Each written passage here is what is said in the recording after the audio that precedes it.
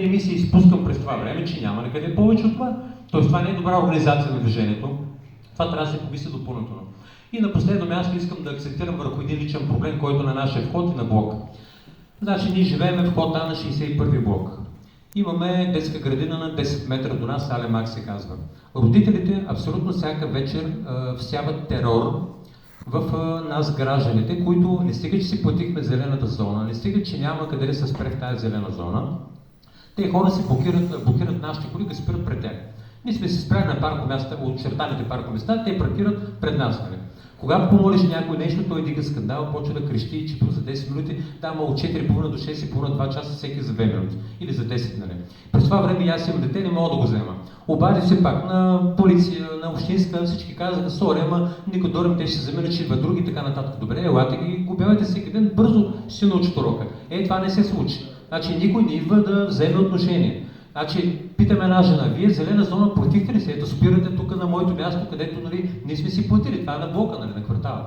Тя казва, не съм си платил нищо, значи не си е платила зелена зона, не си пуснала СМС, обаче си паркира там даже в нарушение. Няма полиция, няма охрана, никой нищо не прави по въпроса. Това нещо не е нормално. Същите тези хора, те спират в градинките, които аз и жена ми поддържаме безплатно. От години. От години ние залесяваме, поддържаме, чистим листа. Пред нашия блок Ники Желязков, кмета на Приморски, казва, че е най-чисто и това наистина е така. Защото се чисти всеки ден и с голямо удоволствие. Хората обаче спират на изчистеното. Хората от детската градина, т.е. които си взимат децата, родителите.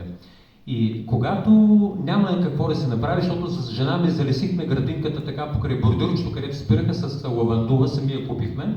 Никой друг не пожелава да даде пари за нищо. Къде ги откраднаха лавандулите, къде ги сгазиха колите. Факт е, че лавандули отдавна няма. Ще много трудно да ги засадим, но както и да е.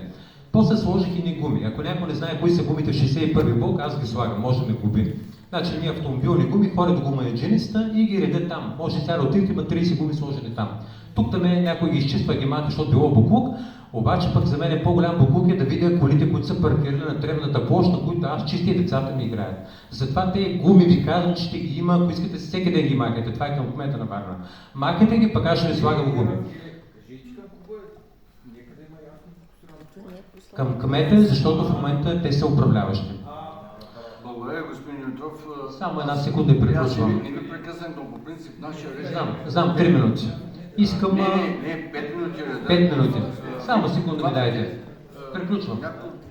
Искам да апелирам, от който зависи, една оградка да направи до нашия блок. Това е една оградка, малка, 25 см, 10 колкото трябва.